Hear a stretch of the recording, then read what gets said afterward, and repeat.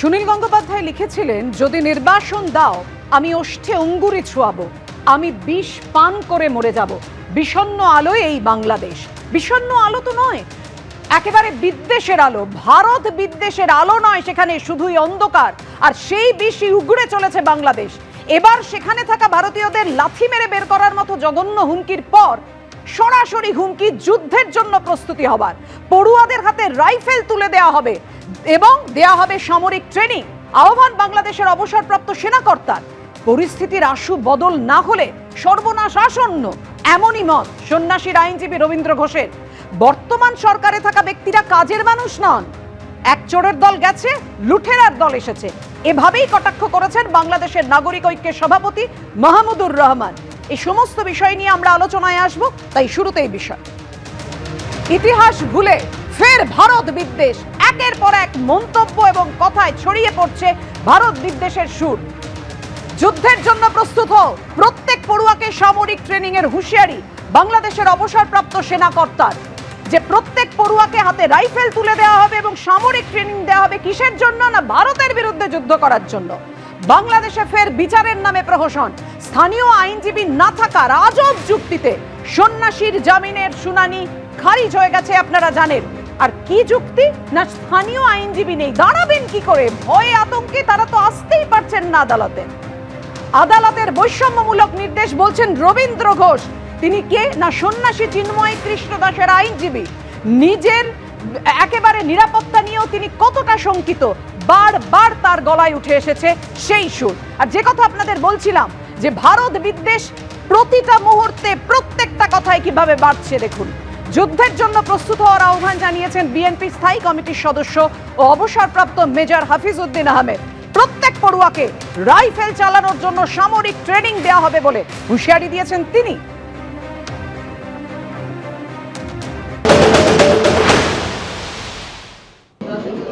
যুদ্ধ যদি তারা শুরু করে, এই যুদ্ধ আবার তাদের দেশে গিয়ে শেষ হবে। আমরা প্রত্যেকটি বাংলাদেশি নাগরিককে সামরিক ট্রেনিং দিয়ে প্রস্তুত করবো যুদ্ধ।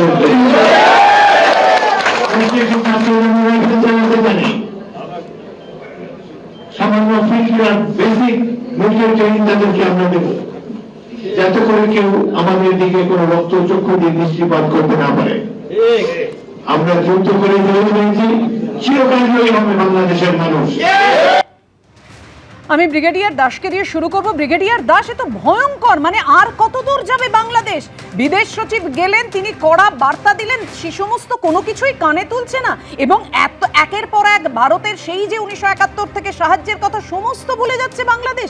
তারপরেও সামরিক ট্রেনিং দেওয়া হবে বাংলাদেশের নাগরিককে, এমনটা হুঁশিয়ারি দিচ্ছেন, যুদ্ধের হুঁশিয়ারি।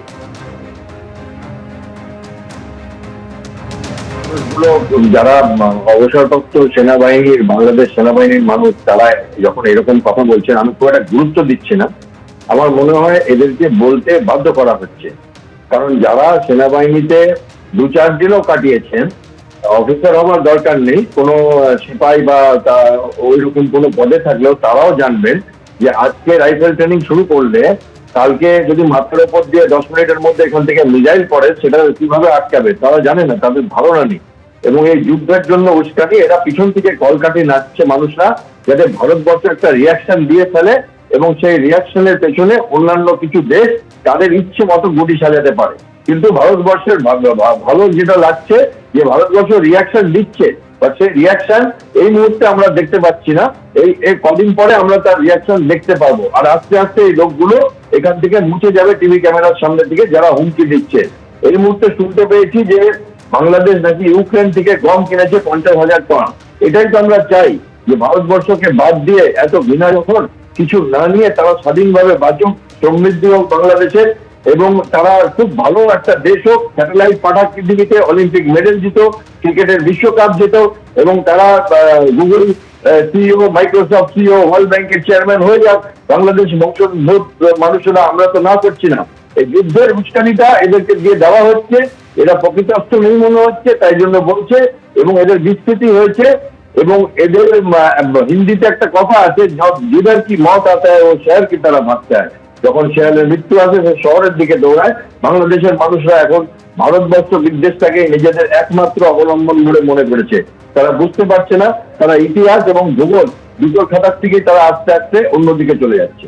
একদম। আমি আপনার কাছে পরে আবারও জানতে চাইবো এই বিষয়ে যে এত সাহস, এই যে হুমকি হুঁশিয়ারি কোথা থেকে পাচ্ছে বাংলাদেশ, কোথা থেকে আসছে এই মদত, আসবো আপনার কাছে। কিন্তু তার আগে আপনাদেরকে দেখাবো যে এই ইসকনের ওপর যে হামলা হয়েছে কতটা আতঙ্কিত, এবং তারপরও যেভাবে এই যুদ্ধের হুঁশিয়ারি তা নিয়ে কি বলেছেন রাধারমণ দাস। দেখুন। খুব ডেঞ্জারাস। আমি এটা ভাবতে পারছি না কি হঠাৎ এরকম কেন স্টেটমেন্ট দেওয়া হচ্ছে। এটা খুব প্রভোকেটিভ স্টেটমেন্ট। আমরা দেখছি কি একদিকে মৌলবাদীরা বলছে কি হাতে তলবার নিয়ে ইসকনকে শেষ করতে হবে, অন্য মাইনরিটিসকে হামলা করতে হবে, চালাতে হবে। আর এখন যদি রেগুলার পার্টি এরকম কথা বলে কি সবাইকে প্রশিক্ষণ দিয়ে দিতে হবে, তাহলে তো আপনি চিন্তাই করতে পারবেন কি মাইনরিটিস কি স্থিতি হতে চলেছে। আমি এখানেই রবীন্দ্রনাথ বাবু আপনার কাছে আসবো। তাহলে কি নজর ঘোরানোর জন্য একের পর এক যুদ্ধের হুঁশিয়ারি দেওয়া হচ্ছে? কখনো কলকাতা দখল করে নেবো, কখনো স্পেশাল ইকোনমিক জোনের প্রসঙ্গ তুলে দখল করে নেওয়ার কথা বলে লাথি মেরে ভারতীয়দের বার করে দেবো, যা নয় তাই বলছে বাংলাদেশ। আমি যদি স্পেশাল ইকোনমিক জোনের কথাই ধরি, রবীন্দ্রনাথ বাবু নিশ্চয়ই আপনি জানেন যখন ভারতের সঙ্গে চুক্তি হয় শেখ হাসিনার সরকারের, বাংলাদেশ সরকার দেবে 50 কোটি 26 লক্ষ টাকা আর ভারত দেবে 915 কোটি টাকা। বুঝতেই পারছেন টাকার তফাতে কোথায় বাংলাদেশ দাঁড়িয়ে, সামরিক শক্তির নিরিখে বাংলাদেশ কোথায় দাঁড়িয়ে। তা সত্ত্বেও এইভাবে একের পর এক হুঁশিয়ারি দিচ্ছে কিসের জন্য বাংলাদেশ, কাদের মদত? ভালোই হয়েছে যে স্পেশাল ইকোনমিক জোনে যে ইন্ডিয়ার যে 915 কোটি টাকা যাচ্ছে না সেটা আমরা ভালোভাবেই নিচ্ছি, এটা ইন্ডিয়ার টাকাটা বেঁচে গেল। কিন্তু এই যে কথাগুলো বলছে এবং তার ভিত্তিতে অনেকেই বলছেন যে কেন ভারত সরকার কিছু করছে না। দেখুন, কোনো বিবৃতি দিয়ে কোনো লাভ নেই। এরা যেটা করবার চেষ্টা করছে সেটা একটা গা গরম করে কিছু বাজে কথা বলে প্রভোকেট করবার চেষ্টা করছে, যাতে আমরা কিছু বাজে কথা বলি। আমাদের কি দায় পড়েছে? যুদ্ধ করতে যাব কেন? ওদের ছায়ার সঙ্গে যুদ্ধ করে গাত্রে হলো ব্যথা। ওরা সারাদিন ধরে ভারতের সঙ্গে যুদ্ধ করে যাচ্ছে। আরে যুদ্ধটা আমরা করতে যাব কেন? আমাদের কি আর খেয়ে দিয়ে কাজ নেই? আমাদের মঙ্গলে স্যাটেলাইট পাঠাতে হবে, আমাদের অনেক কাজ আছে, আমাদের দেশের অনেক উঁচু উঁচু কাজ আছে বাংলাদেশের সঙ্গে যুদ্ধ করাচ্ছে। হ্যাঁ, মাইনরিটি একমাত্র কনসার্ন আমাদের এখানে, যে মাইনরিটি বিশেষত হিন্দুদের, মাইনরিটির মধ্যে মেজরিটি হিন্দুদের যে উপর যে টর্চার করা হচ্ছে, এই ব্যাপারটাই একমাত্র, যেটা আজকেও জয়শঙ্কর পার্লামেন্টে বলেছেন যে এইটাই আমাদের একমাত্র কনসার্ন, এছাড়া আমাদের কোনো কনসার্ন নেই। আর আপনারা যা খুশি করে বাঁচুন, আপনারা ছায়ার সঙ্গে যুদ্ধ করুন, চিৎকার করুন, তবে হ্যাঁ মাথায় রাখবেন ওই একটা অপ্রশিক্ষিত দল একটা সাংঘাতিক প্রশিক্ষিত সেনাবাহিনীর সামনে দাঁড়াতে পারে না।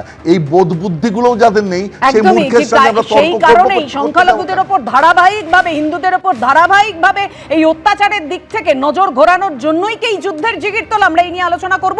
এই মুহূর্তে আরজি কর কাণ্ডে আপনারা জানেন অভিজিৎ মণ্ডল এবং সন্দীপ ঘোষ জামিন পেয়ে গেছে। কি বলছেন জুনিয়র চিকিৎসকরা? সরাসরি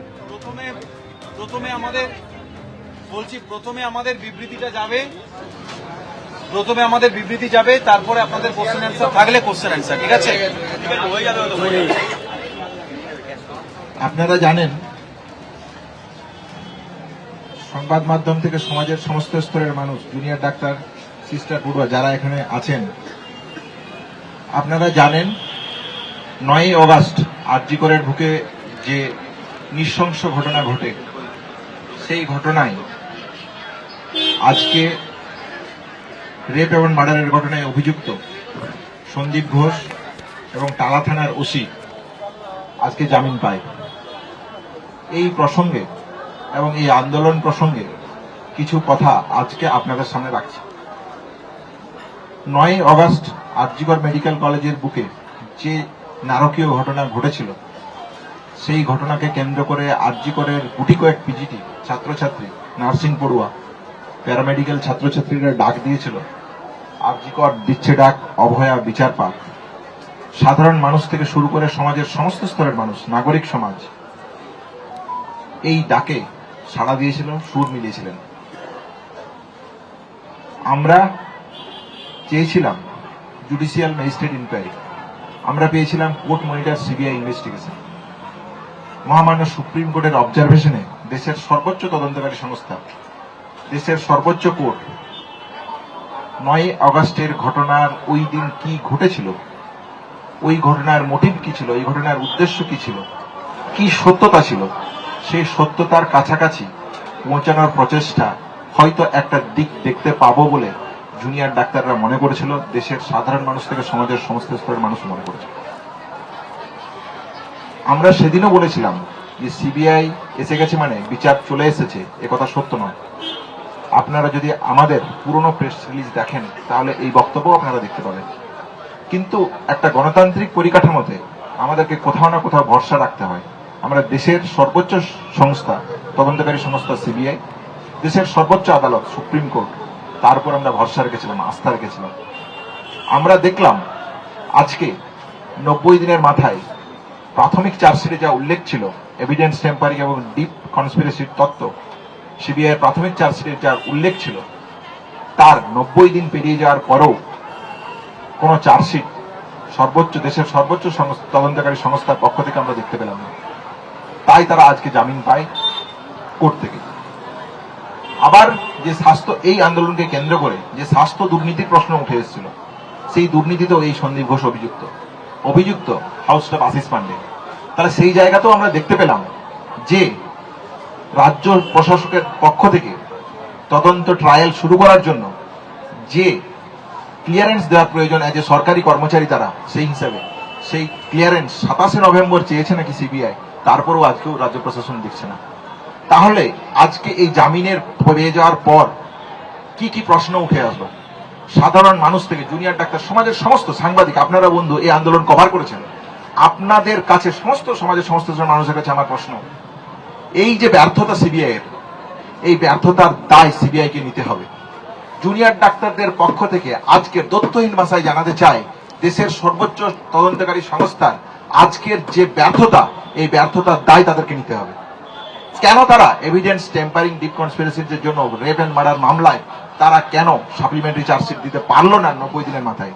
সাধারণ মানুষের যে আবেগ, মর্যাদা, যে সম্মান, যে জায়গা থেকে রেপ এবং মার্ডারের মতন জঘন্য ঘটনাকে দেশের বাইরের মানুষও এই আন্দোলনের সাথে সম্পৃক্ত হয়েছিল, তাহলে আজকে কি কোনোভাবে তাদের ভাবাবেগে কে আঘাত করলো? সিবিআই এর আঘাতে প্রশ্ন আসে না? দেশের সর্বোচ্চ আদালত যার মনিটরিং এ এই তদন্ত চলছে, তার পক্ষ থেকে তার প্রতি পূর্ণ সম্মান রেখে বলছি, তার যে অবস্থান, তার যে কন্ট্রিবিউশন, সেই কন্ট্রিবিউশনের উপর প্রশ্ন আসে না? প্রশ্ন আসে না যখন স্বাস্থ্য দুর্নীতির তদন্ত চলছে, তখন রাজ্য প্রশাসনের পক্ষ থেকে যে ক্লিয়ারেন্স দেওয়ার প্রশ্ন ছিল, যে জায়গা রাখার প্রশ্ন, যে সদর্থক ভূমিকা রাখার প্রশ্ন ছিল, সেই সদর্থক ভূমিকা তো কই আমরা দেখতে পেলাম না। তাহলে রাজ্য প্রশাসন, কেন্দ্রীয় প্রশাসন, সিবিআই, দেশের সুপ্রিম কোর্ট এই আন্দোলনকে কেন্দ্র করে এবং রেপ এবং মার্ডারের মতন জঘন্য ঘটনাকে যে সহমর্মিতা, সহবেদনার দেখানোর প্রয়োজন ছিল, সেই প্রয়োজন কোথায়? তাহলে আজকের এই সমাজটা কাদের জন্য? 90 দিনের মাথায় চার্জশিটে কারা এই রাজ্যের বুকে বেরিয়ে ঘুরে বেড়াবে? সন্দীপ ঘোষ, টালা থানার অভিযোগ, যারা জঘন্য ঘটনা, রেপ এন্ড মার্ডারের মতন ঘটনার কে এভিডেন্স টেম্পারিং এর ঘটনায় অভিযুক্ত, যা সিবিআই চার্জশিটে উল্লেখ রয়েছে। স্বাস্থ্য দুর্নীতির সাথে যারা সরাসরি জড়িত, আরজিকর মামলাতে, আরজিকরে যে দুর্বাতায়ন চলতো, যে দুর্নীতির চিত্র উঠে এসেছে, সারা রাজ্যবাসী দেখেছে, সারা রাজ্যবাসী এই স্বাস্থ্যের দুর্নীতির জায়গাকে প্রত্যাখ্যান করেছে তাদের আন্দোলনের মধ্যে দিয়ে, তাদের প্রতিবাদের মধ্য দিয়ে। তাহলে আজকে স্বাস্থ্য দুর্নীতিতে যদি এই পরিমাণ গড়িমসি থাকে, তাহলে এই রাজ্যটা কাদের? এই রাজ্যটা আজকে 90 দিনে সিবিআই এর চার্জশিটের ব্যর্থতার পর সমস্ত ধর্ষক খুনিদের কাছে মুক্তাঞ্চলে পরিণত যাচ্ছে, এই বার্তা যাচ্ছে। স্বাস্থ্য দুর্নীতিতে যারা অভিযুক্ত, তারা এই রাজ্য প্রশাসনের ঘুরে বেড়াবে, এই রাজ্যটা তাদের কাছে যাচ্ছে। নাগরিক সমাজ, জুনিয়র ডাক্তারকে আজকে ঠিক করতে হবে আমরা কোন পক্ষে থাকবো। জুনিয়র ডাক্তাররা তাদের পক্ষ কলকাতার রাজপথে বারবার দেখিয়ে এসেছে, আমরা এরপরেও তার সেই পক্ষ দেখাবো। হ্যাঁ, আমাদের সম্মিলিত বডি মিটিং আমরা ডেকেছি, অতি দ্রুততার সাথে সেই পদক্ষেপ আমরা রাখবো। নাগরিক সমাজ যে সচেতনতার সাথে এই আন্দোলনকে পরিচালনা করছে, যে ম্যাচুরিটির প্রশ্ন দেখিয়েছে এই আন্দোলনকে কেন্দ্র করে, যে সচেতনতার প্রশ্ন রেখেছে এই আন্দোলনকে কেন্দ্র করে, আমি আহ্বান রাখছি নাগরিক সমাজ তাদের এই আন্দোলন যদি ন্যূনতম মানবিকতা তাদেরকে দিয়ে থাকে, তাহলে বৃহত্তর আন্দোলনের ডাক দিন। জুনিয়র ডাক্তাররা আকুণ্ঠ সমর্থন থাকবে সেই আন্দোলনের প্রতি। জুনিয়র ডাক্তারদের পক্ষ থেকে অতি দ্রুততার সাথে আমরা মিটিং ডাকছি এবং আমাদের এই আন্দোলনের পর কর্মসূচি এই রাজ্যকে আমরা দুর্বাত্যনের রাজ্য হতে দিতে পারি না। আমরা চাই একটা সুষ্ঠু সামাজিক সমাজ, যে রাজ্য বিদ্যাসাগরের রাজ্য, যে রাজ্য রামমোহনের রাজ্য, যে রাজ্য প্রীতিলতার রাজ্য, যে রাজ্য নেতাজির রাজ্য, সেই রাজ্য আমরা চাই, সেই বাংলা আমরা চাই। তাহলে নাগরিক সমাজের শুভবুদ্ধি সম্পন্ন মানুষের কাছে আমার আহ্বান, আপনারা এগিয়ে আসুন। জুনিয়র ডাক্তাররাও পাশে থাকবে। জুনিয়র ডাক্তারদের পক্ষ থেকে স্পষ্টভাবে যে কথা রাখতে চাই, পরীক্ষা সহ বিভিন্ন ঘটনার মধ্য দিয়ে আমরা অতি দ্রুততার মিটিং এর অ্যারেঞ্জ করছি।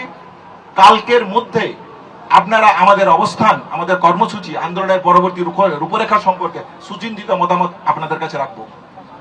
এবং এইখানে যারা সাধারণ মানুষ আছেন তাদের উদ্দেশ্যে আমি বলতে চাই, আপনারা ঠিক করুন, আপনারা ভেবে দেখুন যে আপনারা কোন পক্ষে থাকবেন। রেপ এবং মার্ডারের মতন জঘন্য ঘটনাতে এভিডেন্স টেম্পারিংয়ে যাদের অভিযোগ, সেই অভিযুক্তদের দিকে, স্বাস্থ্য দুর্নীতির যে চিত্র উঠে এসেছে, আপনারা এখানে পরিষেবা নিতে আসছেন, তাহলে আজকে আপনাদেরকে পক্ষ নেওয়ার প্রয়োজন আছে। আমরা ঠিক করেছি কোন পক্ষে থাকবো। নাগরিক সমাজের কাছে আমার আহ্বান, আপনারা এগিয়ে আসুন। জুনিয়র ডাক্তাররা তাদের সম্মিলিত বডি মিটিং এর মধ্য দিয়ে তাদের কর্মসূচি পরবর্তী রূপরেখা অতি দ্রুততায় আপনাদের সামনে রাখবেন। ধন্যবাদ।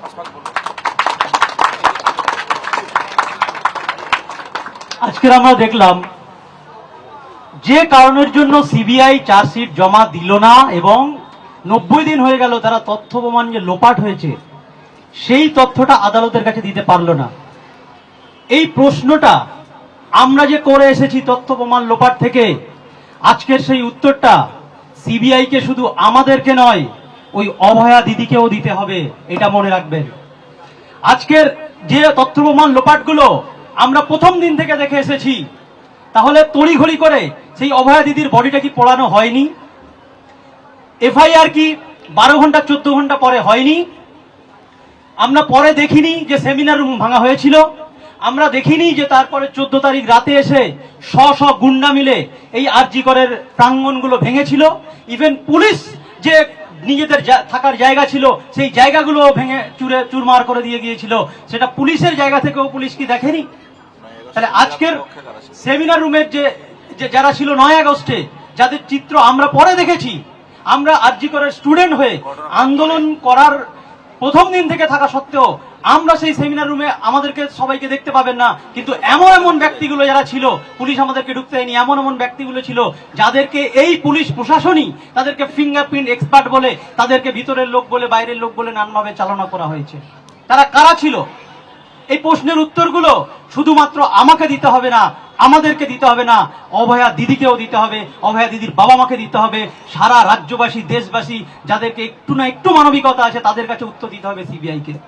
এই যে গড়িমসির জায়গা, এই গড়িমসির জায়গাকে আমরা তীব্র ধিক্কার জানাচ্ছি এবং আমরা এটা মনে করি যে রাজপথের আন্দোলন একটু ঢিলে ঢালা পড়ে গেলে এরকম একটা বিচার ব্যবস্থার জায়গাটা আমাদেরকে বুড়ো আঙুল দেখানোর জায়গা তৈরি করা হচ্ছে, যে একটা চার্জশিট জমা পর্যন্ত দিতে পারছে না, তাহলে অ্যারেস্টটা কেন করেছিল? তো এই জায়গা থেকে যে বিচার ব্যবস্থার যে জায়গা থেকে সিবিআই আজকে ঢিলে ঢালা দেখিয়েছে, এটাকে আমরা তীব্র ধিক্কার জানাচ্ছি এবং আমরা মনে করি সাধারণ মানুষ থেকে শুরু করে সমস্ত মানুষ যাদের মধ্যে বিচার ব্যবস্থা প্রতি যে একটা আস্থা এবং এই জায়গা, সেটা ফিরিয়ে আনার জন্য এবং সেই জায়গা থেকে যে ইনভেস্টিগেটিং এজেন্সি আছে তাদের আরো দায়িত্ববোধ বাড়িয়ে এই সাপ্লিমেন্টারি চার্জশিট আরো যা দেওয়ার দরকার অতি শীঘ্র যেমন দেওয়া হোক, এবং এই যে স্বাস্থ্য দুর্নীতির জন্য যে ক্লিয়ারেন্স রাজ্য সরকার দিচ্ছে না সেটা অতি দ্রুততার সঙ্গে ক্লিয়ারেন্স দেওয়া হোক, এবং এই বিচার ব্যবস্থায় আমরা রাজপথ ছাড়ছি না, সাধারণ মানুষকেও আমরা আহ্বান করছি রাজপথ ছাড়বেন না, নিজের অধিকার নিজেকেই কিন্তু খুঁজে বার করে নিতে হবে। তার জন্য নানানভাবে আজকের আমাদের কাছে বিচারের অত্যাচার নাকি অত্যাচারের বিচার, আবার ঘুরে দেখছি না বিচারেরই অত্যাচার, আমাদের এই অত্যাচার আমরা সহ্য করব না, এই আন্দোলন আমরা চালিয়ে যাব। আমাদের একটু পরে আমাদের প্রেয়ার মিট শুরু হবে। সমস্ত সাধারণ মানুষ থেকে যারা এসেছেন আমাদের প্রেয়ার মিটে থাকবেন। প্রেয়ার মিটের মধ্য দিয়ে আজকের কর্মসূচি আমরা একটা প্রশ্ন করবো যে যেখানে তোমরা সর্বোচ্চ তদন্তকারী সংস্থার উপর ভরসা রেখেছিলে, সেখানে দাঁড়িয়ে রাজ্যের তদন্তকারী সংস্থা কুলতলি ফারাক্কার ঘটনায় তারা কিন্তু বিচার পাইতে হয়তো সহযোগিতা করছে, তারা বিচার পাচ্ছে, কিন্তু সেক্ষেত্রে দাঁড়িয়ে তোমাদের সুপ্রিম কোর্টে তারিখের পর তারিখ এসে যাচ্ছে, যারা অভিযুক্তরা ছিল তারা জামিন পেয়ে যাচ্ছে, কিভাবে দেখছো? হ্যাঁ, যেটা বলার সেটা হচ্ছে যে এটা একদম ঠিক, আমরা তাই দেখেছি। আমরা দেখেছি যে রাজ্য প্রশাসনের কি ভূমিকা, রাজ্য পুলিশের কি ভূমিকা 9ই আগস্টের ঘটনাকে কেন্দ্র করে। আমরা 14ই আগস্ট দেখেছি রাজ্য পুলিশের কি ভূমিকা আরজি করকে সুরক্ষা দেওয়ার প্রশ্নে। তাহলে সেফটি সিকিউরিটির প্রশ্ন এবং 9ই আগস্টের তদন্ত প্রক্রিয়ার যে প্রশ্নগুলো, সেই প্রশ্নগুলো সম্পর্কে আমরা সম্পূর্ণরূপে ওয়াকিবহাল। তাহলে সেই জায়গা থেকেই রাজ্য পুলিশের উপর ভরসা জায়গা না থাকার কারণেই আমরা চেয়েছিলাম court monitor judicial magistrate inquiry, আমরা পেয়েছিলাম কোর্ট মনিটর সিবিআই ইনভেস্টিগেশন, দেশের সর্বোচ্চ সংস্থা। আমরা তো বারবার এই কথা বলছি। তাহলে বাকি ঘটনা যেমন ঘটেছে তার সাথে আরজি করের একটা ডিফারেন্স আছে, আরজি করের একটা পার্থক্য আছে। পার্থক্যটা কি? পার্থক্যটা হচ্ছে আরজি করে এমন একটা জায়গা যে জায়গাতে স্বাস্থ্য দুর্নীতির যে চূড়ান্ত রূপরেখা, সেই রূপরেখা আমরা দেখেছি বায়োমেডিক্যাল ওয়েস্ট নিয়ে কলকাতা এই আরজিকর অথরিটির কি ভূমিকা, প্রিন্সিপালের কি ভূমিকা। আমরা কালকেই সংবাদ মাধ্যমে দেখেছি যে এইখানে টাকা এবং দুর্বৃত্তায়নে তৈরি করার জন্য কোন চিকিৎসককে কিভাবে জেল এবং কাস্টাডিতে পাঠিয়ে দিতে পারে। তাহলে আরজিকরের পরিবেশ কি ছিল? সহযোদ্ধা আসপাক যে কথা বললো 9ই আগস্টের দিন আপনারা আরজিকরের সেমিনার ওয়েট, যেখানে নির্যাতিতার বাবা মা একবার তার বডিটাকে দেখতে চাইছে, সেখানে রাজ্য পুলিশ প্রশাসনের কর্তা ব্যক্তিরা, মেডিকেল কাউন্সিলের কর্তা ব্যক্তিরা, স্বাস্থ্য দপ্তরের কর্তা ব্যক্তিরা, অথরিটির কর্তা ব্যক্তিরা, যারা বিভিন্ন ঘটনায় বিভিন্ন রকম ভাবে জড়িত, তথ্য প্রমাণ লোপাট থেকে শুরু করে আর স্বাস্থ্য দুর্নীতির যে জায়গা আজকে ওপেন সিক্রেট, রাজ্য প্রশাসন রাজ্যের কে না জানে আরজিকরের স্বাস্থ্য দুর্নীতির কথা, রাজ্যের স্বাস্থ্য দুর্নীতির কথা। তাহলে সেই ঘটনাকে ধামাচাপা দেওয়া, চেষ্টা করা, এভিডেন্স চেম্বারকে লুট করা, সুপ্রিম কোর্টের অন্দরে এই জায়গা ধ্বনিত হয়েছে। এ তো শুধু জুনিয়র ডাক্তারদের কথার কথা নয়, এ তো সিবিআই চার্জশিটে পরিষ্কারভাবে উল্লেখ করা আছে, এ তো জুনিয়র ডাক্তারদের কথার কথা নয়। তাহলে এই জায়গাগুলোকে কোথাও একটা কি আড়াল করার প্রচেষ্টা থাকছে না? তাহলে বাকি ঘটনার যে বিচার এসেছে সেই বিচারকে আমিও ওয়েলকাম করি। আমি মনে করি ব্যক্তিগতভাবে রেপ এবং রেপের মতন ঘটনার ক্ষেত্রে যে কোনো মানবিক জায়গা থেকে যে কোনো প্রশাসনের জিরো টলারেন্স নেওয়া উচিত এবং সমাজের সমস্ত স্তরের মানুষের এই রকম জঘন্য যে ঘটনা কেউ ঘটাতে পারে তার বিরুদ্ধে মানবিকতার জায়গা থেকে একটা সুন্দর সমাজ গড়ে তোলার জন্য যে প্রচেষ্টা নেওয়া প্রয়োজন, সেই প্রচেষ্টা নাগরিক আন্দোলন, নাগরিক সমাজের বুদ্ধিজীবী মহল থেকে, জুনিয়র ডাক্তারদের পক্ষ থেকে এই প্রতিটা পদক্ষেপ নেওয়া উচিত বলে আমরা মনে করি। তাহলে জিরো টলারেন্স তো হওয়াই উচিত, এটাই তো বাস্তব। আজকে প্রেস কনফারেন্স করে কেন আমাকে বলতে হবে যে রাজ্য প্রশাসন এতে খুব ভালো ভূমিকা নিয়েছে? তাহলে এটাই তো হওয়া কাঙ্ক্ষিত ছিল। 9ই আগস্টের ঘটনাতে বিচার যে পাবে একজন নির্যাতিতা, এটাই তো প্রয়োজন ছিল। আজকে চার্জশিট দিতে পারছে না, প্রকাশ্য দিবালোকে অভিযুক্তরা ঘুরে বেড়াচ্ছে, এটা কি কাঙ্ক্ষিত ছিল? তাহলে বিচার ব্যবস্থা, রাজ্য প্রশাসন, কেন্দ্রীয় প্রশাসন, সিবিআই, সুপ্রিম কোর্ট, আমরা তো সদর্থক ভূমিকাই চেয়েছিলাম। আমরা তো দেখতেই চেয়েছিলাম যে সেদিন কি ঘটেছিল, এইটুকু তো প্রশ্ন আছে আমাদের কাছে। আমাদের কাছে তো অন্য কোনো হাতিগোড়া আমরা প্রশ্ন চাইনি, আমরা চেয়েছিলাম সত্যের একটু কাছাকাছি পৌঁছতে। তাহলে সেই জায়গা থেকে এত বিরুদ্ধাচরণ কেন, এত বিরুদ্ধতা কেন? তাহলে অতি দ্রুততার সাথে 90, এখন তার দীর্ঘসূত্রিতা নিয়ে প্রশ্ন থাকার মনে হয় কোনো জায়গা নেই। চার্জশিট দিতে পারছে না, 90 দিন পেরিয়ে গেছে। অতি দ্রুততার সাথে ন্যায় বিচারের পথে সবাই এগিয়ে আসুক, এই আহ্বান রাখি। আপনারা শুনলেন জুনিয়র চিকিৎসকরা যে কথা বলছেন আরজিকর কাণ্ডে অভিজিৎ মণ্ডল এবং সন্দীপ ঘোষের জামিন পাওয়ার প্রসঙ্গে, যে রাজ্যটা সমস্ত ধর্ষক খুনিদের কাছে মুক্তাঞ্চলে পরিণত হচ্ছে, এই বার্তাই যাচ্ছে সিবিআই 90 দিনে চার্জশিট জমা দিতে না পারার কারণে।